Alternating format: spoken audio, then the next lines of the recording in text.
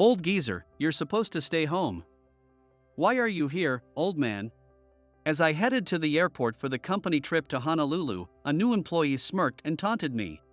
Despite having confirmed my participation, the organizer hadn't prepared my boarding pass. Sorry for the inconvenience. See ya. Ignoring the rebukes of his colleagues, the young man headed to the departure gate, leaving me to sigh and make a phone call. The cheerful young man had no idea yet. He didn't know who I really was, and how this incident would change the course of his life. My name is Mark. I recently turned 50 and experienced my first job change at this age. My new company is a resort management firm.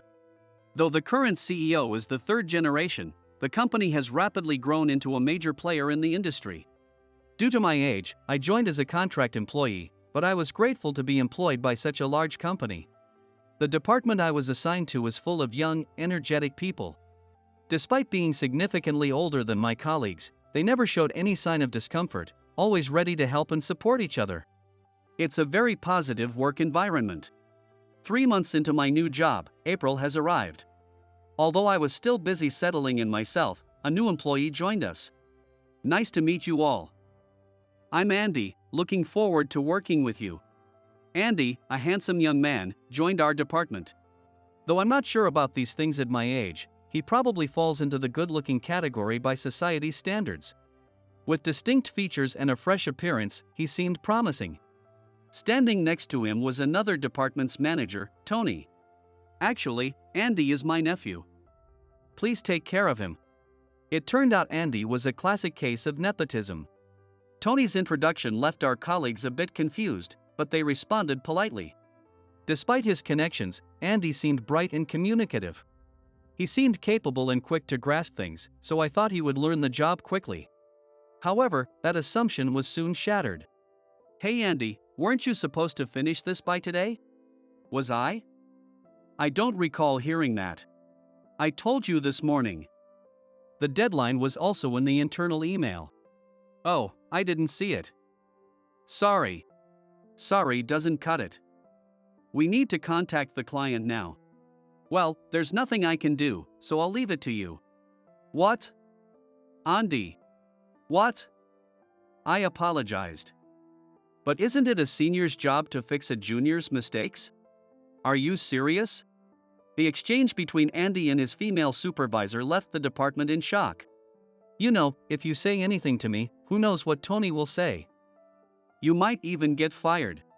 Andy, who had initially been bright and eager, revealed his true colors within a month, using Tony's name as a shield for his arrogant behavior. He behaved arrogantly towards everyone, pushed his mistakes and menial tasks onto his seniors, and left promptly at the end of the workday. The remaining employees were left to clean up his mess and work overtime. The female employee, unsure how to respond to the mention of Tony's name, hesitated. Well then, I'll leave it to you. See you tomorrow. Andy said with a triumphant grin as he stood up. Andy. I couldn't help but call out to him, placing a hand on his shoulder. What is it? That's enough, don't you think? Ha? Sure, it's a senior's job to help a junior fix their mistakes. But, Andy, you forgot the deadline, right? Shouldn't you be the one to apologize to the client first? Ha? The senior's help comes after that. First, you need to apologize properly, Andy. I tried to gently admonish Andy, but it didn't get through to him. What's with you, acting all high and mighty for an old man? He muttered this and quickly left. Mark, I'm sorry. No, I'm the one who should apologize. I tried to be careful with my words, but it seems they didn't have any effect. No, thank you for addressing Andy. He doesn't listen to me at all, probably because I'm a woman. Hearing the female employee's sigh, I pondered what to do next. However, from the next day, Andy seemed to hold a grudge against me for reprimanding him and started challenging me. Hey, I heard you're a new employee just like me, old man? He somehow learned that I had joined the company not long before him and began mocking me. Andy, even if we are both new employees. Yeah, I get it. Just shut up, you old geezer. Anytime I tried to say something, he'd cut me off with a laugh, refusing to listen. This behavior extended to other employees as well, as he started openly using Tony's name and acting even more arrogantly. To the point where colleagues began whispering about his unbearable conduct. Time passed with this kind of atmosphere, and the company planned a trip for the employees. The destination was Hawaii. It was a trip partly to scout a new branch location. Traditionally, the newest employees were in charge of organizing the trip. Andy. Yes? I plan to join the company trip. Sure, got it. I informed Andy, who was the organizer for our department, about my participation. To my surprise, he accepted it with a smile. I had expected to be mocked for wanting to join the trip as an old man, but his reaction was unexpectedly positive. Although this put me at ease, I felt a bit suspicious. Perhaps something good had happened, putting him in a good mood. Despite my concerns, I didn't want to create unnecessary trouble, so I convinced myself it was fine. However, on the day of the trip, I headed to the airport at the scheduled meeting time. Seeing me, Andy laughed mockingly. "Why are you here, old man?" "What? I told you I was joining, didn't I?" "Oh, did you?" Andy, unable to hide his grin, finally burst out laughing. "Sorry, my bad. I must have misunderstood. I didn't think an old man like you would want to go to Hawaii, so I didn't get you a ticket." However, Andy continued laughing, as if finding the whole situation amusing. "Old geezers like you should stay behind and work." "What? Ha, it's hilarious that you came all the way here thinking you could join. What a joke. You should have double-checked." I rushed to the counter to see if there was anything they could do, but the flight was fully booked. And all other flights were also full due to the holiday. I had no choice but to give up on the trip. As Andy had said, I should have double-checked. Given his usual behavior, I should have anticipated that he might pull something like this. His cheerful demeanor was probably due to his anticipation of this prank. I had been fooled. That's the simple truth. Feeling defeated, I returned to find that other colleagues had been reprimanding Andy. "Andy, this was too much. It's not funny. Yeah, this isn't just a joke. We all heard Mark tell you he was joining, and you acknowledged it. You did this on purpose, didn't you? Come on, it was just a little mistake by a new employee." "Oh, hey, old man. Did you find a seat?" "No, right? It's a holiday weekend, after all. Sorry for the trouble." "Well then, see you later." Andy, still smirking, headed towards the security checkpoint, leaving me behind. Though my colleagues expressed their concern, there was nothing to be done with no seats available. "Don't worry about me, just enjoy the trip." "Mark. I'm so sorry. We should have double-checked as well." "It's okay. Look, you all should get going. Time is running out. We really are sorry. We'll make sure to talk to Andy about this. And we'll bring you back lots of souvenirs. Really, don't worry about it." "Thank you. Have a great trip." I saw them off with a smile. After they left, I sat on a bench near the departure gate and pulled out my phone. After making a call, I grabbed the handle of my suitcase. Half a day later, I was sitting in a hotel lobby, drinking coffee with my wife, Nancy. Suddenly, I heard a commotion and looked up to see my colleagues entering the lobby. "Mark?" Someone noticed me and several of them voiced their surprise. Among them, Andy was particularly shocked and quickly ran over to me. "What are you doing here? How are you even here?" He pointed his finger at me. His loud questioning drew the attention of everyone in the lobby. "Andy, it's inappropriate to raise your voice in public," I said, standing up and lowering his hand. "Didn't your parents teach you not to point at people?" "Huh? That's not important right now. Why are you here?" He spat, practically foaming at the mouth in frustration. Just then, someone rushed over and forcibly made Andy bow his head. "I'm terribly sorry. Truly, I'm sorry. Executive Director. Mark, please forgive us." "What? Executive Director? Tony, what are you talking about?" "Andy, shut up. Mark, this is all my fault for not properly educating him.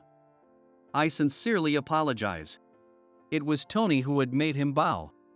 Hearing Tony's words, the others turned to look at me. What?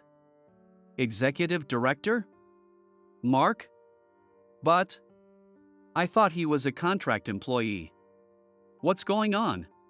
Everyone started murmuring. No way.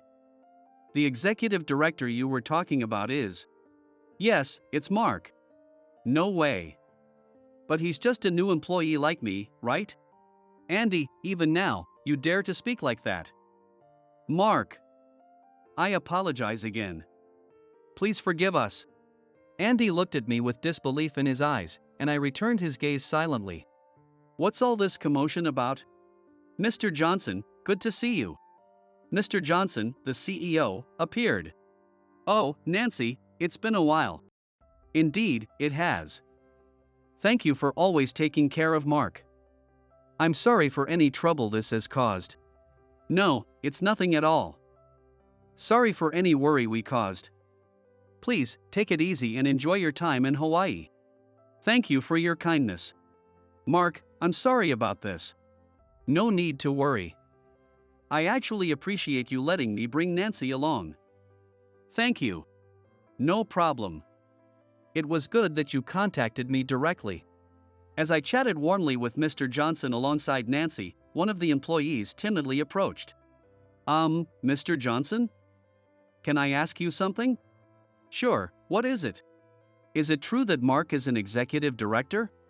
Oh, I see, I hadn't informed everyone. Yes, this is Mark, our executive director. He used to be the manager of a famous hotel in Hawaii and we were classmates in college. When we started a new project, I knew I had to bring him on board, so I personally recruited him.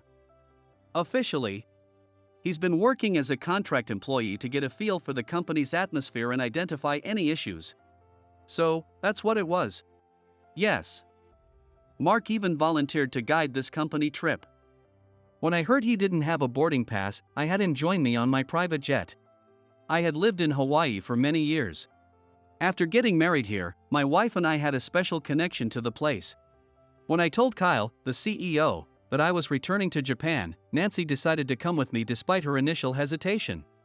It was our first time back in Hawaii in a while. I had offered to guide the company trip myself, and not showing up would have caused trouble. So, right after leaving the airport, I called Kyle. Nancy, who was supposed to come on a later flight, ended up joining me on the private jet. Since we hadn't done any sightseeing upon arrival, we reached the hotel before my colleagues. Andy, is it? Yes, Mr. Johnson. Mark had informed you that he was participating, yet you didn't arrange a boarding pass? I've heard from other employees that you did this deliberately. Why? I'm sorry. I'm asking for the reason. And you should apologize to Mark, not me. Andy hesitated before beginning to speak in a low voice. It turned out he was jealous that, despite starting around the same time, I was relied upon by everyone. And when I was reprimanded for my attitude, it made me even angrier. You behaved poorly because you used your Uncle Tony's name to act arrogantly, right? Kyle pressed him further, which surprised Tony even more. Andy. What does that mean? Tony demanded, stepping closer. Apparently, Tony had been unaware that Andy was using his name as a shield. After hearing from other employees about Andy's various misdeeds, Tony reprimanded him harshly and apologized to everyone. I'm truly sorry. I don't have any authority over personnel decisions and certainly can't fire anyone. It was all fabricated by Andy. It's my fault for neglecting him, thinking he was doing fine. I'll make sure to discipline him strictly from now on. Please don't give up on him. I'm very sorry for causing such discomfort to everyone. Andy, apologize to everyone. I'm very sorry, Andy stammered. I deeply apologize for causing such a commotion, Mr. Johnson. Tony, gripping Andy by the collar and glaring at him fiercely, made Andy shrink back in fear. Though it was his own fault, Andy was thoroughly intimidated. I'll decide their punishment later. For now, everyone, please enjoy the trip, Mr. Johnson said, clapping his hands a few times to lighten the mood. The tension eased, and everyone visibly relaxed. The next morning, despite the lingering sleepiness from jet lag, we climbed Diamond Head, an optional activity for those interested. The trail had rest areas and railings, making it accessible. Even those who didn't seem particularly fit were enjoying the climb. After about 40 minutes of hiking, we reached the summit after climbing the final stairs. Everyone gasped in awe. "Wow, it's so beautiful. This is amazing." To the west, we saw the cityscape of Waikiki, to the east, Hanauma Bay and the nearby Coco Head. To the north was the famous Tantalus Hill, and looking south, the vast Pacific Ocean stretched endlessly. The 360-degree view from the summit was breathtaking, leaving everyone speechless. Those visiting Hawaii for the first time were particularly moved. Among them, Andy stood out, eyes wide with amazement. We continued to enjoy traditional Hawaiian activities, including beach outings and shopping at Ala Moana Center. However, throughout the trip, Andy seemed pensive, deep in thought. I considered checking on him, wondering if he was feeling unwell, but worried that speaking to him might only provoke him. That night, we went stargazing, lying on the grass to gaze at the expansive night sky. Seeing a sky full of stars, which couldn't been seen in Japan, deeply moved everyone, and I was glad they could experience Hawaii's charm. Glancing at Andy, I noticed him quietly crying while looking at the stars. "Andy, can I talk to you for a moment?" "Ha?" I led him to a secluded spot and handed him a handkerchief. "You've had a gloomy face all day. Did something happen?" "No, it's just that spending the day experiencing Hawaii's amazing nature and interacting with people. I was enchanted by the different pace and the warmth of the locals. It made me realize how vast the world is and how small I am. Watching the stars tonight, I was overwhelmed with emotions, and before I knew it, I was crying uncontrollably." "Andy." "Mark." "Yes? I've said and done terrible things to you and everyone else. I'm truly sorry. I realized how shallow and pathetic I've been. Fixating on trivial matters and letting jealousy cloud my judgment. I know it's too late to apologize, and I don't expect forgiveness. But I want to sincerely apologize. I'm really sorry. Andy. It's enough that you understand. If you convey those feelings, everyone will understand too." I decided to accept Andy's heartfelt apology. The next day, Nancy and I went to visit our daughter, Lily. When we returned to Japan, Nancy came with me, but Lily chose to stay in Hawaii with her husband and child. She now runs a cafe. Lily. Dad. Mom. At the cafe, we found Lily, tan from the Hawaiian sun, and our 3-year-old granddaughter, Emily. "Emily. It's been a while. It's Grandpa and Grandma." Although Emily usually speaks English, she can also converse in Japanese because Lily speaks it. At first, she looked puzzled upon seeing our faces after such a long time. But when she heard the words Grandpa and Grandma, she broke into a big smile and ran over to us. "Grandpa. Grandma." Lily's husband, with his deep-set features, made Emily look quite different from us. But her small hands hugging us tightly and her growth over the past year brought tears to my eyes. "Grandpa. Grandma. I missed you. I love you. Thank you. We missed you too, Emily. We love you." The phrase "cherish as if they were your own eyes" must have been coined for moments like this. Everything about her was incredibly precious and lovable. We enjoyed a meal together, relishing the time spent with Emily. About 15 minutes later, as Emily went to the restroom, a few familiar faces entered the cafe. "Oh, Mark. Hey, did you all come for a meal?" "Yes, we heard this place is great." "Well, it is. My daughter runs this place. Make yourselves at home." "Really? That makes it even more exciting." Among them was Andy. After the previous incident, he went around apologizing to his other colleagues, promising to never again display such arrogant behavior. He was forgiven on the condition that he sincerely dedicate himself to his work. Today, it seemed he had been invited to join for a meal. He looked both nervous and excited. Lily led them to a table. Meanwhile, Emily came running back from the restroom and nearly fell. Instinctively, Andy caught her. Emily looked up at him and said, "Thank you," then, staring at him, her face turned bright red. "Emily, are you okay?" "Andy, thank you for helping her. She's my granddaughter. It's nothing. Are you okay, Emily? Did you get hurt? Unexpectedly, Andy gently spoke to Emily. Then Emily, looking completely enchanted, exclaimed, "Danny." She hugged Andy tightly. What? Emily? Emily, let go of him. You're troubling Andy. No. Danny. It seemed Emily had developed a crush on Andy for rescuing her and didn't want to let go. Hearing the commotion, Lily's husband came out and tried to help pull Emily off Andy, but Emily clung to him, pressing her face against him and refusing to let go. Andy, though troubled, seemed to understand that he couldn't just pry a small child away. He gently patted Emily's head, and I couldn't help but quip, "Andy, I won't forgive you for this. What I meant was, how dare you charm Emily?" But somehow Andy misunderstood. "I will follow you, Mark. I've turned over a new leaf. I respect you. Even if you don't forgive me, I won't give up," he responded, missing the point entirely. I could only hold my head in my hands. Nancy and Lily burst into laughter at our exchange, and the situation became uncontrollable. In the end, Lily kicked both Andy and me out of the cafe, saying we were disrupting business. Emily's exclamation of "Danny" echoed in my ears. Despite this small incident, the company trip concluded successfully. We all returned to Japan. And I started working in earnest as an executive director, not just as a contract employee. I was put in charge of a new hotel project in Hawaii. As an executive director, I became the project leader and had a team of subordinates. Among them was Andy, who had volunteered for the position. Although still a new employee with many menial tasks, I worried he might cause trouble again. However, he seemed genuinely reformed, working diligently without complaint, showing great potential. However, thinking about Emily always brought a hint of frustration.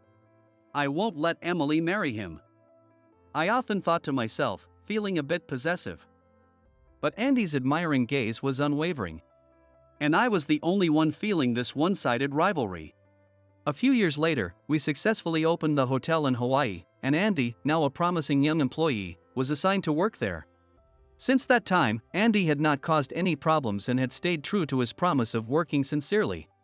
His dedication earned him increasingly responsible roles, and before I knew it, he was on the verge of a major promotion. At Andy's farewell party, he approached me. "Mark." "Yes?" "What's up?" "I owe everything to you. Being able to go to Hawaii, having this farewell party.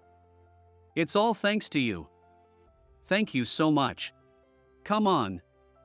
You're going to Hawaii and having this party because you worked hard and changed. It's your own merit. Be confident. Thank you." That company trip to Hawaii completely changed my perspective on life. Even though all my problems were self-inflicted, you comforted me instead of condemning me. Your kindness moved me, and I decided I wanted to follow you. You've taught me so much since then. Never giving up on me despite my terrible behavior. You were the first to really confront me, and I owe you everything. Thank you so much. Seeing the sincerity in Andy's eyes, I no longer saw the arrogant young man he once was. I also had my life changed in Hawaii.